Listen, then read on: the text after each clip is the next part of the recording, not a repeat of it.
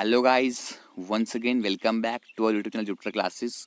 तो गाइस, आज बहुत दिनों के बाद मैं आपके लिए ये लेक्चर लेकर आ पा रहा हूँ क्योंकि मुझे मेरी हेल्थ ठीक नहीं थी। उसके कारण मैं यहाँ पर आपके लिए लेक्चर्स नहीं लेके आ पा रहा था। ठीक है, तो आज कुछ ठीक हूँ मैं। तो गाइस, आज से इसको हम कंटिन्यू करेंगे। ठीक है, तो हमने पढ़ा था लास्ट वीडियो में हमने पढ़ा था अगस्त डिक्लेरेशन तक। ठीक है, जो 1917 में हुई थी। अब हम आज पढ़ेंगे इस वीडियो में रिवॉल्ट एक्ट। ठीक है, जिसको ब्लैक एक्ट के नाम से भी जाना जाता है। ठीक है, ये हुआ कब था, ये लाया कब गया था? मार्च 18 1919। तो चलिए देखते हैं इस ब्लैक एक्ट में, इस रिवॉल्ट एक्ट में क्या चीज़ें थी।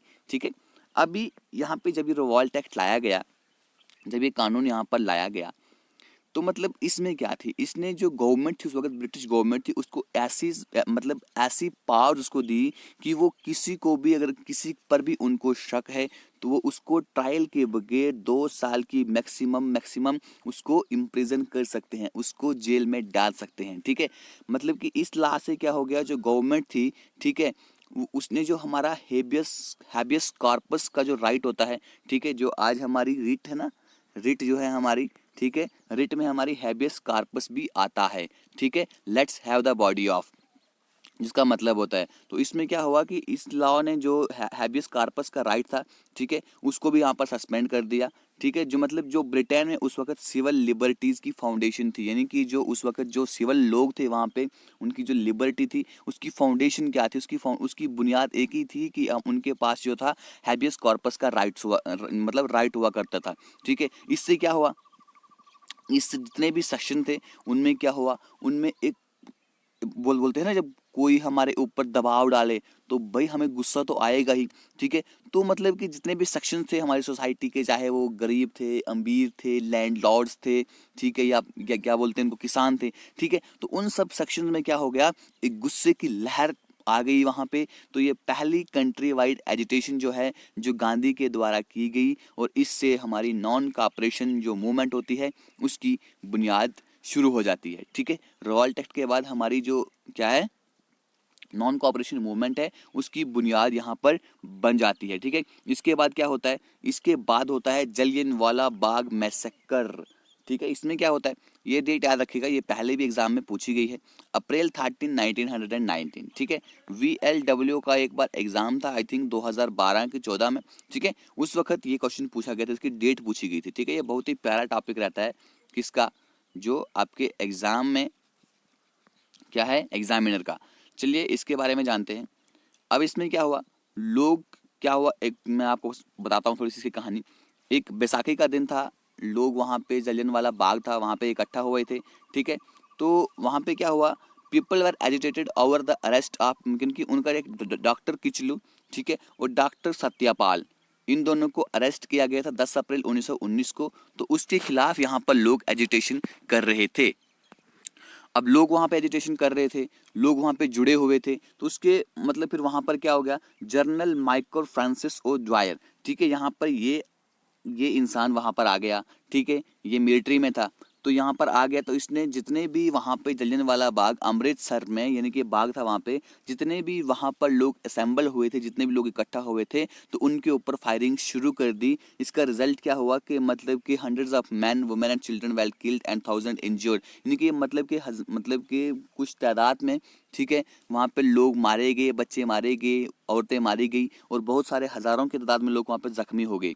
ठीक है, तो उसके बाद याद रखना, इस प्रोटेस्ट के बाद जो रविंद्रनाथ टैगोर है, उसने अपनी नाइटहुड जो है इस प्रोटेस्ट में ब्रिटिशर्स को वापस कर दी। ठीक है, उसको क्या मिला था, उसको नाइटहुड का दर्जा दिया गया था। ठीक है, उसको एक क्या टाइटल दिया गया था, इसने इस प्रोटेस्ट के बाद वापस कर दिया। ठीक है, इसके बाद आगे देखिए, सर शंकरन नायर, उसने जो वाइसराय का एग्जीक्यूटिव काउंसिल था, ठीक है, जो वाइसराय था ना, उसके एग्जीक्यूटिव काउंसिल में वो मेंबर था, उसने वहां से रिजाइन कर दिया। किसने, सर शंकर नारायण ने। ठीक है, उसके बाद जब ये सब यहाँ पे हो गया, उसके बाद एक हंटर कमीशन को अपॉइंट किया गया, इसको इंक्वायर करने के लिए, भाई यहाँ पर सब क्या चीज़ें हुई थी। ठीक है, तो हंटर कमीशन को यहाँ पर अपॉइंट किया गया। तो 13 मार्च 1940 को फ्रांसिस डायर को यहाँ पर इसको यहाँ पे मार दिया गया था। ठीक है, at a joint meeting of the east India association and the central Asian society, आज उसको रॉयल सोसाइटी बोला जाता है एशियन अफेयर के लिए। ठीक है, तो इसको वहां पर गोली मार दी गई थी। ठीक है, ये बताता हूँ किसने गोली मारी थी। जब वहाँ पर वो मीटिंग अटेंड कर रहा था तो ब्रिटेन में जाकर यहाँ से इंडिया के एक मतलब एक्टिविस्ट थे उधम सिंह, ठीक है, उन्होंने इसका रिटेलिएशन, इसका बदला उनसे वहां पर जाके लिया था ब्रिटेन में जाके। तो उनको ब्रिटेन में जाके उस कैक्सटोन हॉल जो था वेस्टमिनिस्टर लंदन में, वहां पर जाके उसको गोली मारी थी। इसका बदला उससे लिया था। वहां पे क्या हुआ था कि जब यहाँ पर हंटर कमीशन बिठाया गया, उसने कुछ नहीं किया, उसको जाके रिटायर कर दिया। उसको यहाँ से, एक तो उसने यहाँ पे लोगों के ऊपर हमले किए, लोगों को मारा, तो उस ऊपर से उसको क्या मिलने लगी, रिटायर हो गया, उसको पेंशन मिलने लगी, वो भी इंडिया से जाने लगी पेंशन। तो गुस्से में जाके उधम सिंह ने जाके उसको वहां पर मार दिया था। तो गाइस इसके आगे फिर आता है हमारे पास खिलाफत मूवमेंट, ठीक है। अब खिलाफत मूवमेंट ये भी 1920 में ही शुरू हो जाती है।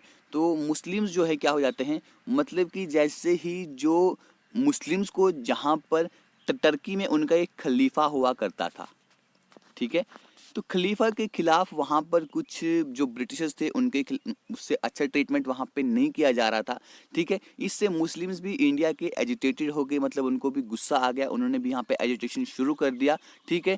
मतलब कि वो ट्रीटी वहाँ पे जो खलीफा के साथ ट्रीटी करी गई थी फर्स्ट वर्ल्ड वॉर को के बाद, ठीक है, उससे मुस्लिम खुश नहीं थे। तो दो भाई थे जिनका नाम था मोहम्मद अली एंड शौकत अली, याद रखना, उन्होंने इस खिलाफत मूवमेंट को शुरू किया था, ठीक है। खलीफा से निकला है खिलाफत, ठीक है, याद रखना। चलिए अब चलते हैं आगे, देखते हैं नॉन कॉपरेशन मूवमेंट 1920, ठीक है। जैसे ही अमृतसर की जो ट्रेजेडी हुई थी, जलियांवाला बाग मैसेकर जो हुआ था, उसके बाद क्या हुआ था कि जो गांधी जी ने रॉयल एक्ट के बाद शुरू किया था नॉन कॉपरेशन मूवमेंट, उसको उन्होंने उसके बाद तुरंत बंद कर दिया था, ठीक है। ये क्या था पहले देखते, इसके बारे में देखते हैं। नॉन कॉपरेशन मूवमेंट जो था ये first mass based political movement थी गांधी जी के द्वारा, पहली मास बेस्ड, यानी कि इसमें बहुत सारे मासेस, यानी कि बहुत सारे लोग, हर एक सेक्शन के लोग यहाँ पर आए थे इस मूवमेंट में, ठीक है। गांधी जी के अंदर ये मूवमेंट चली थी, ठीक है गाइज। तो थोड़ा सा इसके बारे में और जान लेते हैं, बहुत ही मज़ा आने वाला है आपको इस वीडियो में, इस सेक्शन में, ठीक है। कांग्रेस ने क्या किया था, रेजोल्यूशन पास किया था इसके कलकत्ता सेक्शन जो होता है सितंबर 1920 में, ठीक है। अब देखिए हम आगे इसमें बात करेंगे नेशनल मूवमेंट जो है इंडिया की, ठीक है, 1920 से 1930 तक। अब हम इनके बारे में बात करेंगे। तो गाइज आपको बता दूं कि अगर आप चाहते हैं कि ये PDF आपके पास हो, तो आप क्या कर सकते हैं, आप हमारी एप्लीकेशन डाउनलोड कर लीजिए, वो तो ऐसे ही डाउनलोड कर लीजिए। तो वहाँ से आपको क्या करना है, आप इसको परचेज कर सकते हैं और इंस्टेंटली आप मुझे मैसेज करके मैं आपको ये फॉरवर्ड कर देता हूँ, ठीक है। चलिए अब यहाँ पर देखते हैं नेशनल मूवमेंट ऑफ इंडिया 1920 से 1930 के बीच में, इस मूवमेंट के बारे में जानते हैं। 1922 में क्या होता है, चोरी चोरा इंसिडेंट होता है।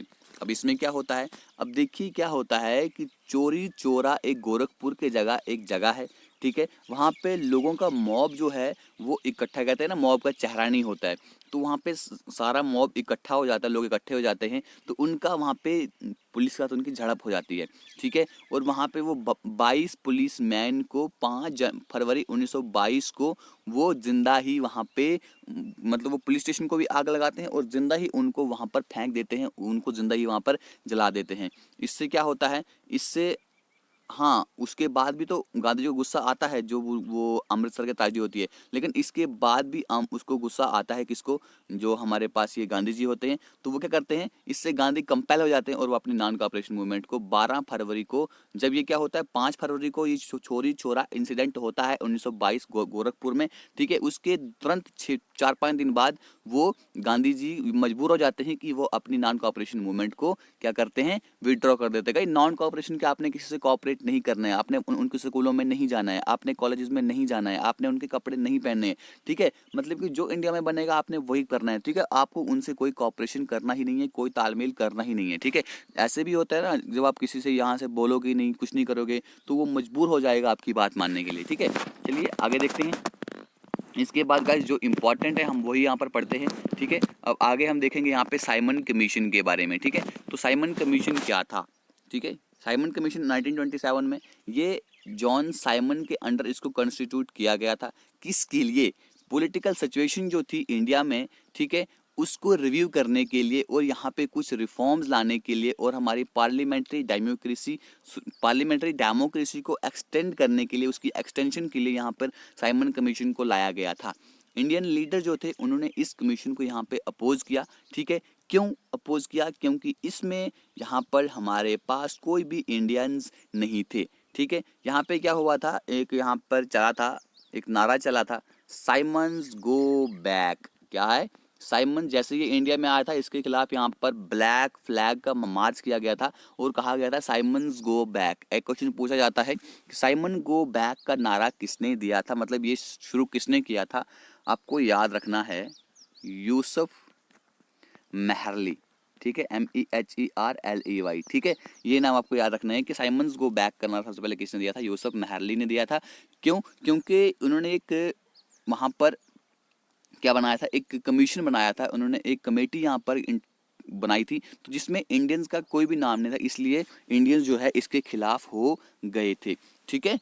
तो गवर्नमेंट ने यहाँ पर क्या किया, brutal repression and police attack किया यहाँ पे इस ओपोजिशन को, यानी कि उसके खिलाफ ना बहुत ज़्यादा अपोजिशन यहाँ पर हो गई, बहुत ज़्यादा लोग इसके खिलाफ हो गए।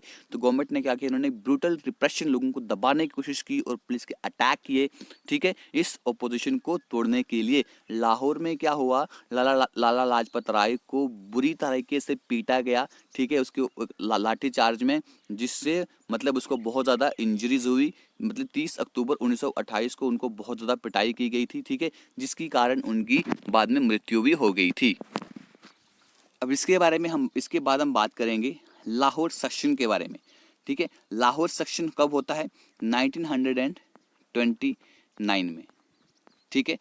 तो दिसंबर 1921 जवाहरलाल नेहरू की प्रेसिडेंटशिप के अंडर जो इंडियन नेशनल कांग्रेस है उसका लाहौर सेक्शन होता है, ठीक है, यानी कि लाहौर में उनकी एक मीटिंग होती है। उनकी मीटिंग मैंने पहले ही कहा था, उनकी मीटिंग दिसंबर को ही हुआ करती थी, ठीक है। तो जब लाहौर सेशन हुआ तो जवाहरलाल नेहरू की किसमें, उनकी सदारत में, उनकी प्रेसिडेंटशिप में, तो उन्होंने वहां पर डिक्लेयर किया पूर्ण स्वराज। याद रखना, Purna Swaraj, complete independence as its ultimate goal. इन्होंने बोला कि पूर्ण स्वराज यानी कि कंप्लीट इंडिपेंडेंस, हमें अपना राज चाहिए यहाँ पे, मतलब कि कब तक, यही हमारा अल्टीमेट गोल होगा। अब हमारा एक ही गोल है, वो है हमारा पूर्ण स्वराज, ठीक है। और ऑन दिसंबर 31 1929 को 31 दिसंबर 1931 को एक नया यहाँ पे tricolour flag, important point है, उसको अडॉप्ट किया गया और उसको 26 जनवरी, ठीक है, ये जनवरी लिख लेना यहाँ पे, ठीक है, 26 जनवरी 1930 को एक डेट फिक्स की गई और इसको फर्स्ट इंडिपेंडेंस डे मनाया गया, was to celebrated every year. तो इसलिए जब गाइस पता है क्या है, आज 26 जनवरी हम क्यों सेलिब्रेट करते हैं यहाँ, क्योंकि हमारा जो है 26 नवंबर को तो हमारा क्या हो गया था, 26 नवंबर को तो हमारा कॉन्स्टिट्यूशन बनकर तैयार हो गया था। तो उस वक्त उसको मतलब यहाँ पर उसको ही उसी वक्त क्यों नहीं उसको अडॉप्ट किया गया, ठीक है। तो क्यों नहीं किया गया, क्योंकि एक हमारे पास दिन रखा गया था, यानी कि 26 जनवरी का दिन, ठीक है, उस वक्त उसको फर्स्ट इंडिपेंडेंस डे किया था, उसको हर दिन सेलिब्रेट किया जाता है पूर्ण स्वराज के उससे, ठीक है। तो इसलिए हमारा रिपब्लिक डे की डेट उस दिन फिक्स की गई। तो क्या किया कि हम अब एक डेट फिक्स करके उस दिन हम क्या करेंगे, रिपब्लिक डे को सेलिब्रेट करेंगे, ठीक है गाइस। तो आज इतना ही रखते हैं, कल इसके बारे में कल इसके बाद हम बात करेंगे यहाँ पे रेवोल्यूशनरी एक्टिविटीज़ के बारे में, जो भी यहाँ पर हुई, चापेकर ब्रदर्स जो थे उनके बारे में थोड़ा जानने की कोशिश करेंगे, ठीक है गाइज। अगर आप चाहते हैं कि ये ई बुक आपके पास हो तो आप क्या करें काम, ठीक है, आप हमारी एप्लीकेशन को डाउनलोड करें, जिसका लिंक आपको डिस्क्रिप्शन बॉक्स में मैंने दे दिया है। तो गाइज वीडियो खत्म करते हैं, thank you, God bless you all, जय हिंद।